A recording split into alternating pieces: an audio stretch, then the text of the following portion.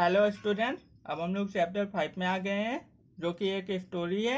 A new beginning, एक नई शुरुआत। वॉन्डर ओवर, कठिन शब्द। ग्लूमली, ग्लूमली मीन बहुत ही ज़्यादा उदासी से, मायूसी से। लिंगरिंग, लिंगरिंग मीन किसी एक ही जगह पर बहुत ही ज़्यादा अधिक दर्द होना या अधिक देर तक एक ही जगह देखते रहना। ब्रोस्ड, ब्रोस्ड मीन्स घायल हो जाना या घाव हो जाना। जब आपको कहीं चोट लग जाती है तब आपको कहीं घाव हो जाता है, निशान पड़ जाता है, उसी को हम लोग ब्रोस्ड कहते हैं, मतलब घायल हो जाना। इंजर्ड, इंजर्ड मीन्स घायल हो जाना या दुर्घटनाग्रस्त हो जाना। इंटरप्टेड, इंटरप्टेड मीन्स बीच में दखल देना या बीच में आपको रोक देना या टोक देना। ट्विस्टेड, ट्विस्टेड मीन्स घूम जाना, मतलब किसी कपड़े को जैसे आप मरोड़ देते हैं, मतलब ट्विस्ट कर देते हैं। इनसिग्निफिकेंट, इनसिग्निफिकेंट मतलब बहुत ही ज़्यादा कोई परेशानी ना हो जाना, मतलब बहुत ही ज़्यादा छोटी बात होना, मतलब किसी के सामने कोई बात बहुत छोटी हो, उसको हम लोग इनसिग्निफिकेंट कहते हैं। जैसे अमीर आदमी के सामने पैसे कोई मायने नहीं रखते, क्योंकि वो बहुत अमीर होता है, तो वो मामूली बात होती है अमीर आदमी के लिए, इसलिए इनसिग्निफिकेंट मतलब छोटी बात होना किसी के लिए। डिटर्मिनेशन, डिटर्मिनेशन मतलब इच्छा शक्ति, मतलब आप कितने ज़्यादा कॉन्फिडेंट रहते हैं वह आपका डिटर्मिनेशन मतलब इच्छा शक्ति को दिखाता है, जिसको हम लोग डिटर्मिनेशन कहते हैं। आइए स्टोरी शुरू करते हैं। Moina sat in one corner of the playground and looked gloomily at the school basketball team. Moina खेल के मैदान के एक कोने में बैठी रहती है और बहुत देर तक मतलब उन लोगों को ही देखती रहती है, अपने बास्केटबॉल की टीम को, मतलब बास्केटबॉल टीम की खिलाड़ियों को देखती रहती है मोइना खेल के मैदान के एक कोने में बैठकर। They were practicing for the inter-school basketball match to be played 2 months later. वे सभी खिलाड़ियां जो लड़कियां रहती हैं खेल के मैदान में, वे सभी इंटर स्कूल बास्केटबॉल मैच की प्रतियोगिता के लिए प्रैक्टिस करती रहती हैं, अभ्यास करती रहती हैं, जो कि 2 महीने बाद होने वाली है। इंटर स्कूल बास्केटबॉल मैच मतलब उस क्षेत्र में, उस एरिया में जितने स्कूल हैं उन सभी स्कूलों के बीच जो कंपटीशन होगा, जो मुकाबला होगा, उसी को हम लोग इंटर स्कूल कह देते हैं, और उनके बीच बास्केटबॉल का मुकाबला होगा, इसलिए उसको हम लोग इंटर स्कूल बास्केटबॉल मैच कह रहे हैं। नॉट लॉन्ग अगो, बहुत समय नहीं, मतलब कुछ ही समय पहले की बात है। She was the captain of the team, Mohina अपने टीम की कैप्टन थी। But now she has a lingering pain in her left leg. लेकिन अब उसके पैर में हमेशा अक्सर उसके बाएं पैर में बहुत दर्द रहता है। About 4 months ago, 4 महीने पहले, लगभग 4 महीने पहले, Moina had met with an accident while crossing the road. Moina दुर्घटनाग्रस्त हो जाती है, मतलब उसका एक्सीडेंट हो जाता है जब वह सड़क को पार कर रही थी। An auto rickshaw had hit her and she had to be rushed to a hospital. एक ऑटो रिक्शा से मोइना की टक्कर हो जाती है सड़क पार करते समय, और उसको हॉस्पिटल में एडमिट होना पड़ता है।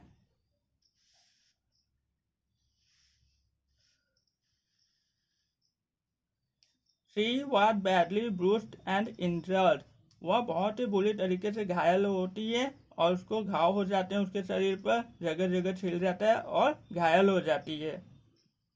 To make matters worse, मामले को और खराब करने के लिए, मतलब मोहिना की स्थिति को और खराब करने के लिए, her left leg was also fractured.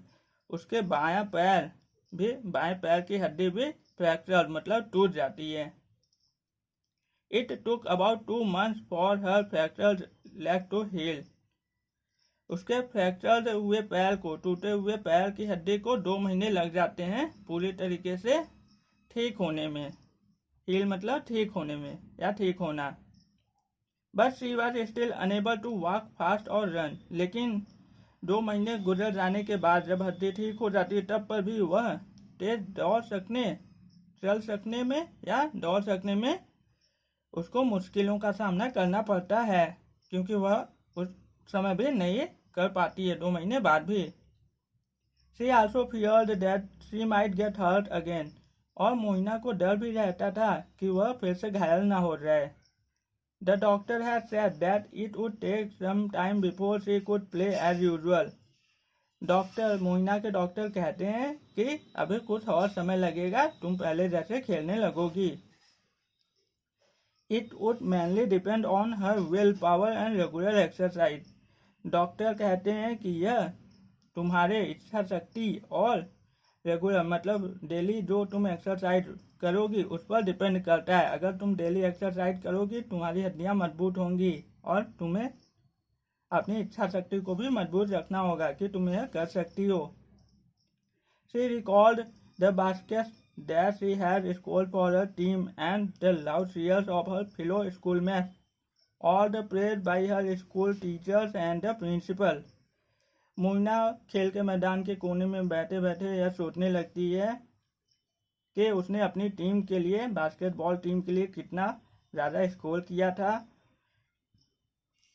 तब उसके क्लास के साथी लड़कियां उसका हौसला बढ़ा रही थी, उसका नाम ले लेकर उसके लिए आवाज़ें लगा रही थी। उसके सभी टीचर्स उसका हौसला बढ़ा रहे थे, यहाँ तक कि प्रिंसिपल भी। Her train of thoughts were interrupted, वह यह सब ख्यालों में खोई हुई थी। तभी मोइना को किसी ने टोका। Moina come and join me, Moina आओ और मुझे ज्वाइन कर लो, मतलब मेरे साथ हो लो।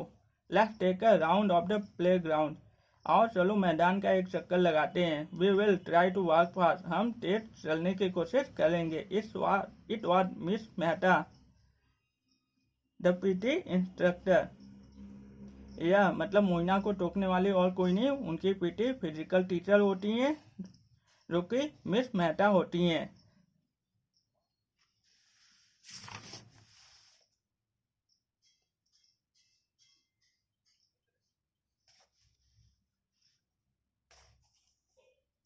She extended her hand and Moina clasped it.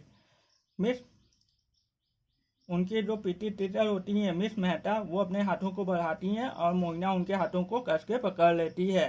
क्योंकि मोइना के बाएं पैर में दर्द रहता है इसलिए मोइना उनके हाथों को कस के पकड़ लेती है। Moina and miss Mehta walk together, Moina और मिस मेहता साथ में चलने लगते हैं। I am sure you will be able to join the team soon, you are an exceptionally good player, said miss Mehta. Miss Mehta कहती हैं कि मुझे पूरा विश्वास है कि तुम टीम को जल्द ही ज्वाइन कर लोगी, जल्द ही टीम में शामिल हो जाओगी, क्योंकि तुम बाकी खिलाड़ियों से बहुत अच्छी हो, सबसे अच्छी हो, मिस मेहता कहती हैं मोइना से। मोइना स्पोक सॉफ्टली, मोइना बहुत ही धीरे आवाज में कहती है। But I don't think that I can play again very soon because of my left leg, I feel some weakness in my leg. तब मोइना कहती है बहुत धीरे आवाज में कि लेकिन मुझे नहीं लगता कि मैं फिर से खेल पाऊंगी जल्द ही, क्योंकि मेरे बाएं पैर में बहुत ज्यादा कमजोरी महसूस होती है। Miss Mehta kept her hand gently on मोइना's shoulder and spoke in a reassuring voice. Miss Mehta Moina के कंधे पर अपने हाथ को बहुत ही प्यार से रखती हैं और उसे भरोसा दिलाते हुए कहती हैं कि let me tell you something important, कि मुझे तुम्हें कुछ ज़रूरी बात बतानी है। Have you heard of Wilma Glodean Rudolph and सियन जानकी, क्या तुमने विल्मा ग्लोडिन रुडोल्फ और सियन जानकी के बारे में सुना है? नो मैम, मोइना कहती है नहीं मैम। वेल ठीक है, I want to share with you the stories of these two very extraordinary woman, ठीक है मैं तुम्हें इन दोनों असाधारण महिलाओं की कहानियां बताती हूँ। Wilma was an Olympic champion who suffered from polio in her childhood days. Janaki was the first ever specially talent person who swam the English Channel in 1992 in a relay team. उनकी मैम कहती हैं Wilma एक Olympic champion रहती है। Olympic आपका हर 4 साल के बाद खेला जाता है। ओलंपिक सबसे पहले ग्रीस एथेंस में हुआ था। ओलंपिक जैसे क्रिकेट में वर्ल्ड कप होता है वैसे ही बाकी खेलों के लिए एक कंपटीशन होता है, उसको हम लोग ओलंपिक कहते हैं। विल्मा ओलंपिक में चैंपियन थी, जिन्हें के पोलियो हुआ था अपने बचपन में। विल्मा को बचपन में पोलियो का सामना करना पड़ा, मतलब उन्हें पोलियो हुआ था। पोलियो में हाथ या पैर के कुछ हिस्से काम करना बंद कर देते हैं पोलियो की बीमारी में। तो विल्मा जो कि ओलंपिक चैंपियन थे, उन्हें बचपन में पोलियो से गुजरना पड़ा था। जानकी ऐसे स्पेशली टैलेंट पर्सन थी, मतलब स्पेशली टैलेंट पर्सन वे लोग होते हैं जिनके शरीर में कुछ ना कुछ कमियां होती हैं, मतलब वो साधारण लोगों की तरह नहीं होते। या उनके हाथ में कुछ परेशानी होगी, या उनके पैर में, या उनके शरीर के किसी भाग में कुछ ना कुछ कमियां होती हैं। उन्हीं को हम लोग स्पेशली टैलेंट पर्सन कहते हैं। जानकी के साथ भी ऐसा ही था, उनके शरीर में कुछ कमियां थी, लेकिन उन्होंने उन कमियों को पाते हुए इंग्लिश चैनल, जिस तरह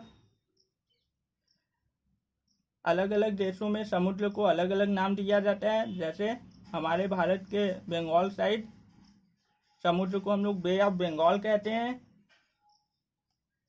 और हमारे इंडिया में गुजरात के साइड समुद्र को अरब सागर कहते हैं। उसी तरह इंग्लैंड में समुद्र के एक भाग को हम लोग इंग्लिश चैनल कहते हैं। वो स्पेशली चैलेंज होते हुए भी, जानकी स्पेशली चैलेंज होते हुए भी इंग्लिश चैनल को 1992 में पार करती हैं और रिले टीम में रहती हैं। वो रिले टीम का मतलब होता है जैसे आप किसी सामान को कुछ दूरी तक लेके जाते हैं, फिर अगला खिलाड़ी वहां पर आपका वेट करता रहता है, फिर उससे आगे अगला जाएगा। इस तरह मिस जानकी ने अपने भाग की दूरी को तय किया होगा, उसके बाद उनसे अगले की खिलाड़ी आगे गई होंगी। तो 1992 में इंग्लिश चैनल को मिस जानकी ने पार किया था। Really Moina looked with wide open eyes. क्या सच में? यह बातें सुनकर मोइना को विश्वास नहीं होता। वह कहती है क्या सच में ऐसा हुआ था कि वे दोनों के बॉडी में इतनी परेशानियां थी, तब पर भी उन्होंने ऐसा किया? Miss Mehta continued. Miss Mehta अपने बातों को जारी रखती हैं और कहती हैं Wilma Rudolph was born premature and sickly on 23 June 1940 in Saint Bethlehem. वे अपनी बातों को आगे बढ़ाते हुए कहती हैं कि विल्मा रुडोल्फ समय से पहले ही पैदा हो गई थी और बहुत बीमार थी। समय से पहले मतलब जैसे बच्चे 9 महीने में पैदा होते हैं आमतौर पे, विल्मा रुडोल्फ उससे पहले ही पैदा हो गई। उससे पहले पैदा हुए बच्चों में बीमारियां ज़्यादा हो जाती हैं। तो विल्मा रुडोल्फ 9 महीने पहले ही पैदा हो गई थी, इसलिए उनके शरीर में कई कमियां थी और वो बीमार थी उस समय जब पैदा हुई थी। उनका जन्म 23 जून 1940 में सेंट बीथलहेम टेनेसी में हुआ था। She was stricken with polio as a child and had problems with her left leg and foot. वह पोलियो से, उनको भी पोलियो हुआ था, उनको भी पोलियो से गुजरना पड़ा जब वो छोटी थी, और उनके बाएं पैर और बाएं पंजे में बहुत ज़्यादा समस्या थी। She had to wear a brace as the leg had become twisted due to polio. उनका बायां पैर एकदम कपड़े की तरह घूम गया था, मरोड़ गया था, इसलिए उन्हें अपने बाएं पैर में एक ब्रेस मतलब कपड़े का टुकड़ा पहनना पड़ता था, क्योंकि उन्हें पोलियो हो गया था और उनके पैर एकदम घूम गए थे।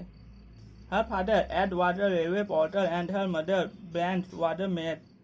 उनके पिताजी एक कूली थे रेलवे स्टेशन पर, और उनकी माताजी ब्रांच एक नौकरानी थी जो लोगों के घरों में जाकर खाना बनाती थी, बर्तन धुलती थी और भी घर के काम करती थी।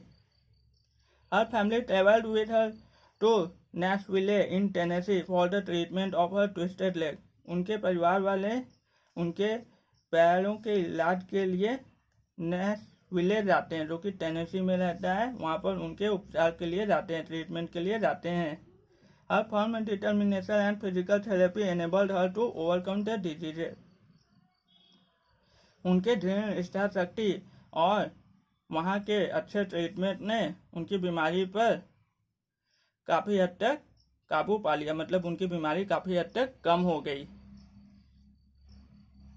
सो इस वीडियो में हम लोग इतना ही समझेंगे। नेक्स्ट वीडियो में हम लोग बाकी बचे हुए पार्ट और एक्सरसाइज को कंप्लीट करेंगे। Thank you very much.